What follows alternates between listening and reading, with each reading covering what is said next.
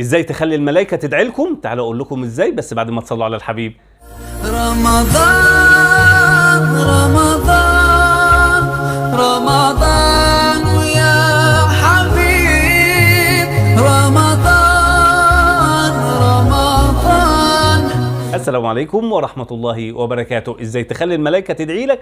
اول حاجة تنام على وضوء. قال رسول الله صلى الله عليه وسلم: من بات طاهرا بات في شعاره ملك. كل ما تتقلب قال: اللهم اغفر لعبدك فلان فإنه بات طاهرا. تاني حاجة لما تدعي لغيرك، قال رسول الله صلى الله عليه وسلم: ما من عبد مسلم يدعو لأخيه بظهر الغيب إلا قال الملك ولك بمثل. تالت حاجة لما تزور مريض، قال رسول الله صلى الله عليه وسلم: من عاد مريضا أو زار أخا له في الله ناداه مناد أن طبت وطاب ممشاك وتبوأت من الجنة منزلا. وفي حديث تاني: في 70,000 ملك يستغفروا لك لو انت رحت بالليل، يستغفروا لك حتى تصبح، ولو رحت بالنهار يستغفروا لك حتى تمسي. انت بقى هتعمل ايه؟ احفظوا، كرروا، شيروا. بس كده. السلام عليكم.